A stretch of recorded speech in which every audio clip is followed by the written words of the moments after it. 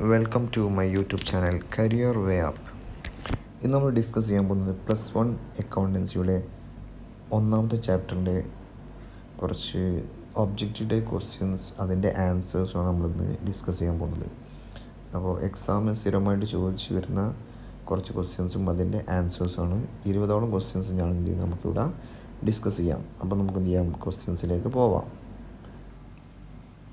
അപ്പോൾ ഒന്നാമത്തെ ക്വസ്റ്റ്യനാണ്, capital is A dash.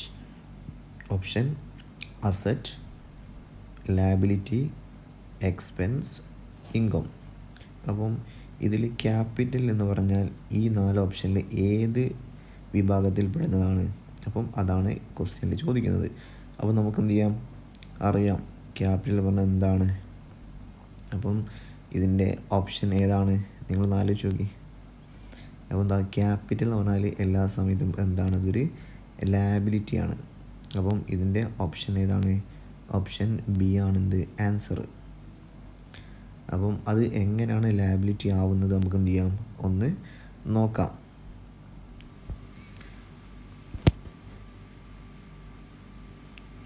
Capital ഒരു ലയബിലിറ്റി എന്ന് പറയാനുള്ള കാരണം, അതായത് ക്യാപിറ്റൽ എന്ന് പറഞ്ഞാൽ ബിസിനസ്സിലേക്ക് കുറച്ച് ആൾക്കാർ കൊണ്ടുവരുന്നൊരു മൂലധനം. അതായത് ബിസിനസ് തുടങ്ങാൻ വേണ്ടിയിട്ട് പുറത്തുനിന്ന് ആൾക്കാർ കൊണ്ടുവരുന്നത്, അതായത് ഷെയർ ഹോൾഡേഴ്സ് അല്ലാതെ അതിൻ്റെ പാർട്ട്നേഴ്സ് കൊണ്ടുവരുന്ന മൂലധനം ആണെന്ത് ക്യാപിറ്റൽ. അപ്പം ഈ ഒരു മൂലധനം എല്ലാ സമയത്തും ബിസിനസ്സിനെ സംബന്ധിച്ച് എന്താണ്, അതൊരു ലയബിലിറ്റിയാണ്. അതായത് ആ പാർട്ട്നേഴ്സിന് എന്താണ് തിരിച്ച് കൊടുക്കേണ്ട ഒരു ബാധ്യത ആണെന്ത് ഈ മൂലധനം എന്ന് പറയുന്നത്. അതുകൊണ്ട് മൂലധനം എന്താണെന്ന് പറയുന്നത്, അതായത് ക്യാപിറ്റൽ എന്താണ് ഒരു ലയബിലിറ്റിയാണെന്ന് പറയാനുള്ള കാരണം. ദെൻ രണ്ടാമത്തെ നോക്ക്, ഐഡൻറ്റിഫൈ ഓഡ് വൺ. അതായത് ഈ 4 ഓപ്ഷനിൽ എന്താണ്, ഏതോ ഒന്ന് കൂട്ടത്തിൽ പെടാത്തുണ്ട്. അപ്പം അത് ഏതാണെന്നാണ് ചോദിക്കുന്നത്. അപ്പം option A creditors, over draft, bills payable, capital. അപ്പോൾ നോക്ക്, നമ്മൾ നോക്കുകയാണെങ്കിൽ എല്ലാം ഈ 4 എണ്ണവും എന്താണ് ലയബിലിറ്റിൻ്റെ സൈഡിൽ, അതായത് ലയബിലിറ്റീസ് ആണ് 4. അപ്പം അതിൽ ഏതോ ഒന്നെന്താണ് കൂട്ടത്തിൽ പെടാത്തത്. ഏതായിരിക്കും അത്? നമുക്ക് നോക്കാം. എന്ത്? Creditors, over draft, bills payable, capital. അപ്പം അതിൽ ആദ്യത്തെ 3 എണ്ണം creditors, over draft, bills payable, ഇതെന്താണ് ഷോർട്ട് ടേം ലയബിലിറ്റീസ് ആണ്. ക്യാപിറ്റൽ എന്താണ് ലോങ് ടേം ലയബിലിറ്റിയാണ്. അതുകൊണ്ട് അതെന്താണ് കൂട്ടത്തിൽ പെടാത്ത ഏതാണ്, ക്യാപിറ്റലാണ്. അതായത് ഓപ്ഷൻ ഡി. ദെൻ മൂന്നാമത്തെ ക്വസ്റ്റ്യൻ നോക്കി, പ്രോഫിറ്റ് ഈസ് ഈക്വൽ ടു. എന്താണ് പ്രോഫിറ്റ് എന്ന് പറഞ്ഞാൽ എന്താണ്, എങ്ങനെയാണ് നമുക്ക് പ്രോഫിറ്റ് ഉണ്ടാവുക, അല്ലെങ്കിൽ എന്തൊക്കെ കൂടിയതാണ് പ്രോഫിറ്റ്? അപ്പോൾ നമുക്ക് option asset minus liability, option B income minus expense, option C expense minus income, option D none of this. അപ്പോൾ ഇതിൻ്റെ ആൻസർ എന്താണ്? ഓപ്ഷൻ ബി ആണ്, അതായത് ഇൻകം മൈനസ് എക്സ്പെൻസ്. അപ്പോൾ ഇൻകത്തിൽ നിന്ന് എന്താണ് എക്സ്പെൻസ് കുറച്ചാൽ നമുക്ക് കിട്ടുന്നതാണ് ഏത് പ്രോഫിറ്റ് എന്ന് പറയുന്നത്. അപ്പോൾ ഓപ്ഷൻ ബി ആണ്. നമുക്ക് എന്ത് ചെയ്യാം, ഇനി അടുത്ത ക്വസ്റ്റ്യൻ നോക്കാം.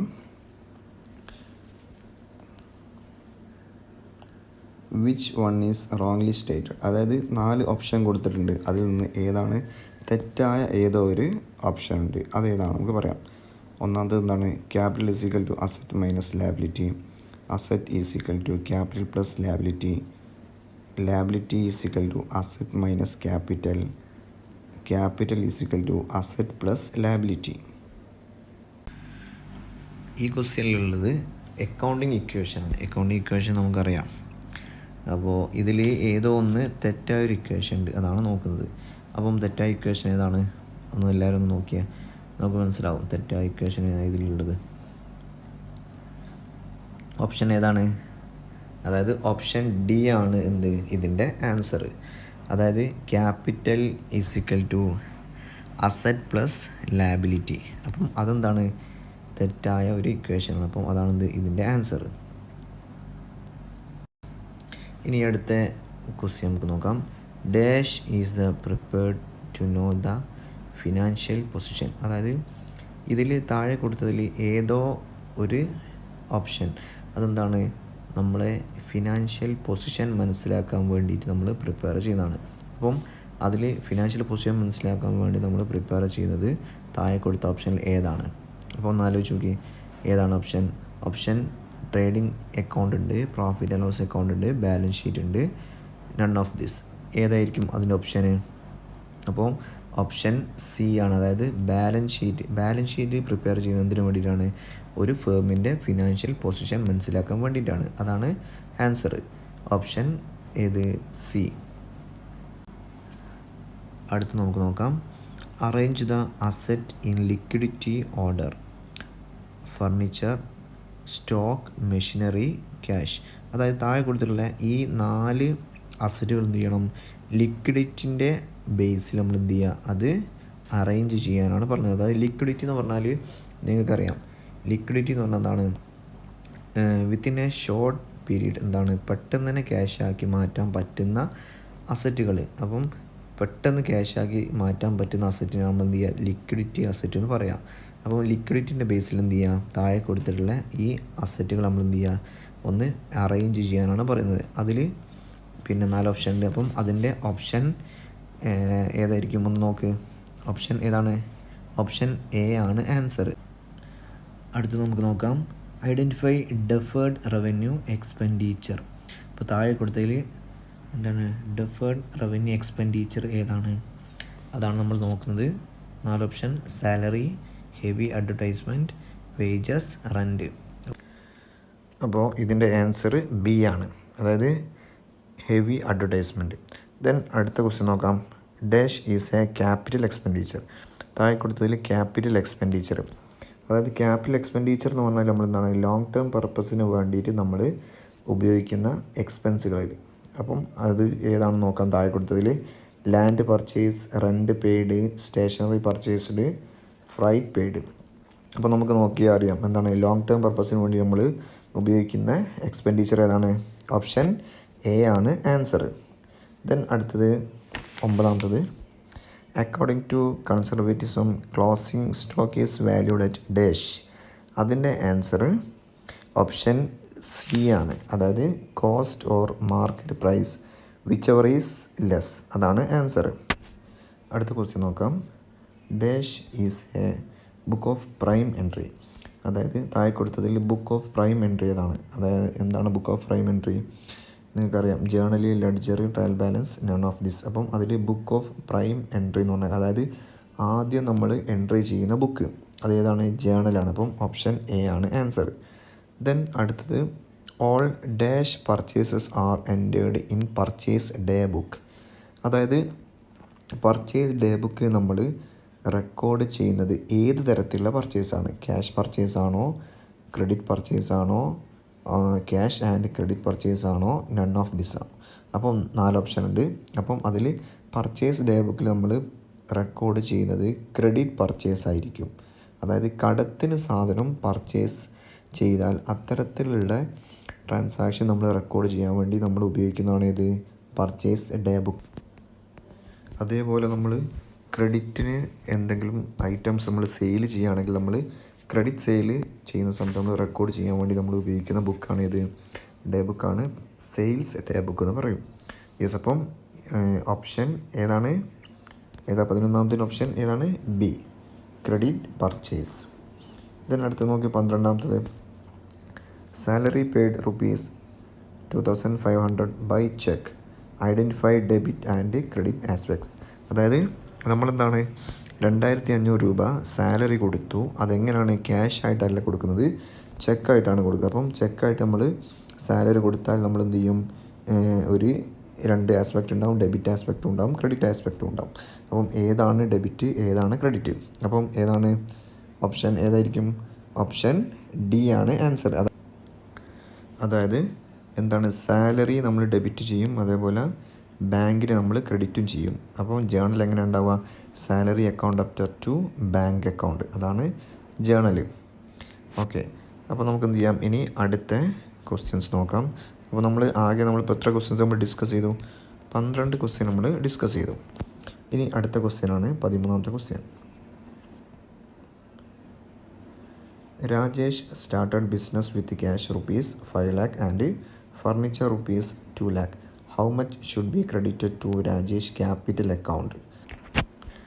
അപ്പം ഇതിൽ പറയുന്നത് രാജേഷ് എന്താണ് ഒരു ബിസിനസ് സ്റ്റാർട്ട് ചെയ്ത് 5 ലക്ഷം രൂപ ക്യാഷായിട്ടും അതേപോലെ 2 ലക്ഷം രൂപേൻ്റെ ഫർണിച്ചറും എന്ത് ചെയ്ത് ബിസിനസ്സിലേക്ക് കൊണ്ടുവന്ന്.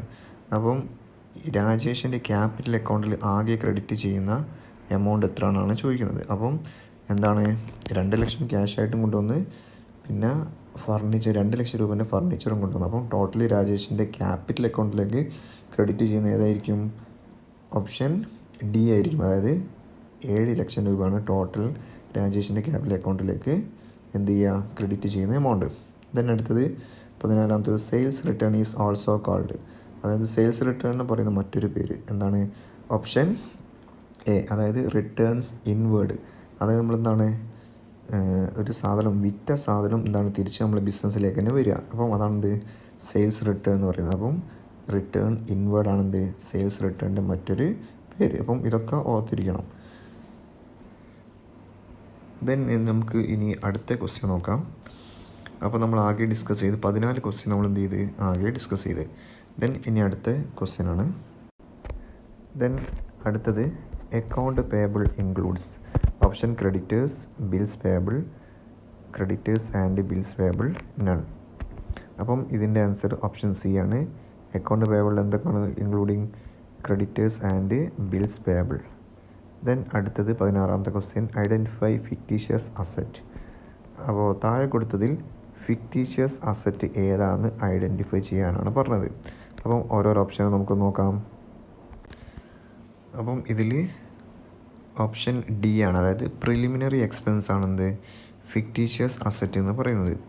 ദെൻ അടുത്തത് 17ാമത്തെ question ₹1500 LIC premium of the owner paid by the firm will be debited to dash account. അതായത് ഒരു ഓണർ LIC പ്രീമിയം ആരാണ് കൊടുത്തത്? ഫേം ആണ് എന്ത് ചെയ്തത്? കൊടുത്തിട്ടുള്ളത്. അപ്പം അങ്ങനെ ഫേം കൊടുത്താൽ ഏത് അക്കൗണ്ടിലാണ് ഡെബിറ്റ് ചെയ്യുക? അപ്പം 4 ഓപ്ഷൻ ഉണ്ട്. അപ്പം അതിൽ ഏതായിരിക്കും? ഓപ്ഷൻ 17. അപ്പം ഓപ്ഷൻ എന്താണ്? ബി ആണ്, അതായത് ഡ്രോയിങ് അക്കൗണ്ട്. അപ്പം കാരണം എന്താണ് ഡ്രോയിങ് അക്കൗണ്ട് എന്ന് പറഞ്ഞാൽ നമ്മൾ ഒരു ബിസിനസ് ഫേമിലുള്ള അല്ലെങ്കിൽ ബിസിനസ് ഫേമിൻ്റെ ക്യാപിറ്റലിൽ കുറവ് വരികയാണെങ്കിൽ അങ്ങനെ ക്യാപിറ്റൽ കുറവ് വരുന്ന സമയത്ത് നമ്മൾ ഡ്രോയിങ് അക്കൗണ്ടിലേക്കാണ് നമ്മൾ അല്ലെങ്കിൽ ഡ്രോയിങ് അക്കൗണ്ടിലാണ് നമ്മൾ എന്ത് ചെയ്യുക? ഡെബിറ്റ് ചെയ്യുന്നത്. അപ്പോൾ ഇവിടെ എന്താണ് സംഭവിക്കുന്നത്? ഒരു ഓണർ LIC പ്രീമിയം എന്താണ് ഫേം അടയ്ക്കുകയാണ് ചെയ്യുന്നത്. അപ്പം ഫേമിൻ്റെ ക്യാപിറ്റൽ എന്ത് ചെയ്യും? കുറവ് വരും. അങ്ങനെ കുറവ് വരുന്ന സമയത്ത് എന്താണ് ഡ്രോയിങ് അക്കൗണ്ടിനെ ഡെബിറ്റ് ചെയ്യും. അപ്പം അതാണെന്ത് ഈ ഒരു ഓപ്ഷൻ ബി വരാനുള്ള കാരണം. ഇത് നമുക്ക് എന്താണ് ഇനി അടുത്ത ക്വസ്റ്റ്യൻ നോക്കാം. എന്താണ്?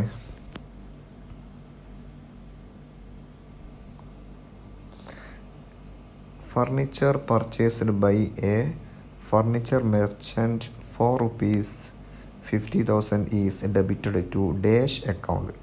അതായത് ഇവിടെ പറയുന്നത് ഒരു ഫർണിച്ചർ മെർച്ചൻ്റ് എന്ത് ചെയ്യുന്നുണ്ട്? അയാൾ ബിസിനസ്സിലേക്ക് ആവശ്യമുള്ള ഫർണിച്ചർ പർച്ചേസ് ചെയ്യുന്നുണ്ട്. അങ്ങനെ ഫർണിച്ചർ പർച്ചേസ് ചെയ്യുന്ന എത്ര രൂപ കൊടുത്തിട്ടാണ്? 50,000 രൂപ കൊടുത്തിട്ടാണ് ഫർണിച്ചർ പർച്ചേസ് ചെയ്യുന്നുണ്ട്. അപ്പം അങ്ങനെയാണെങ്കിൽ ഇവിടെ ഏത് അക്കൗണ്ടിനാണ് നമ്മൾ ഡെബിറ്റ് ചെയ്യുക? Purchase account, furniture account, cash account, sales account.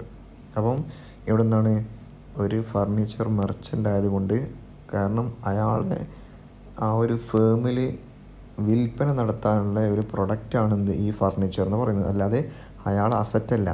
അയാൾ അസറ്റായിരുന്നെങ്കിൽ എന്താണ് ഫർണിച്ചർ അക്കൗണ്ടിനെയാണ് ഡെബിറ്റ് ചെയ്യുക. ഇത് അയാളെ അസറ്റല്ല, ഒരു ഫർണിച്ചർ കച്ചവടക്കാരനായതുകൊണ്ട് അയാളെ ഫർണിച്ചർ ഷോപ്പിൽ വിൽക്കാൻ വേണ്ട ഫർണിച്ചറാണ്. അതായത് അയാളെ ഒരു ഗുഡ്സാണ്.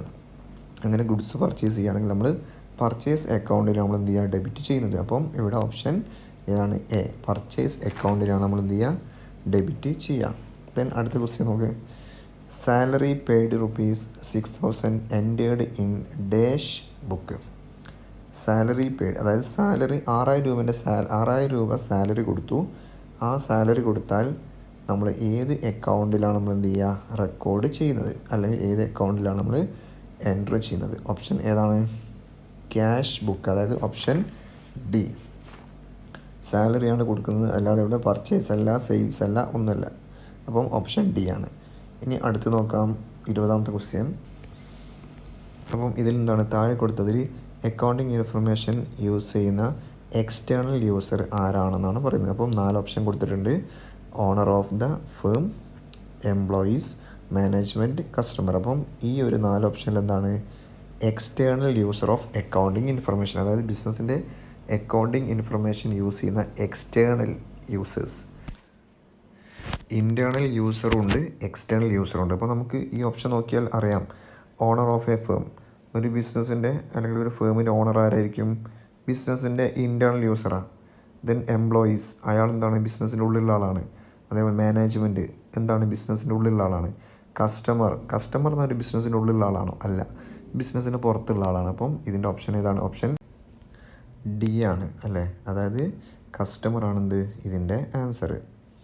അപ്പം ഇത്രയാണെന്ത് ഒന്നാമത്തെ ചാപ്റ്ററിലെ പ്രധാനപ്പെട്ട 1 വേർഡ് ക്വസ്റ്റ്യൻസാണ് നമ്മൾ ഇത്രയും കൂടി ഡിസ്കസ് ചെയ്തത്. അപ്പം ഈ ഒരു 20 ക്വസ്റ്റ്യൻസ് നിങ്ങൾ എന്ത് ചെയ്യുക, നല്ല രീതിയിൽ ഒന്ന് നോക്കുക. എക്സാമിന് എന്തായാലും ചോദിക്കുന്ന ക്വസ്റ്റ്യൻസാണ്. അപ്പോൾ ഈ ക്വസ്റ്റ്യൻസ് നിങ്ങൾ നല്ല രീതിയിൽ ഒന്ന് ഡിസ്കസ് ചെയ്യാം. ഓക്കെ, അപ്പം നമുക്ക് വീണ്ടും കാണാം. Thank you.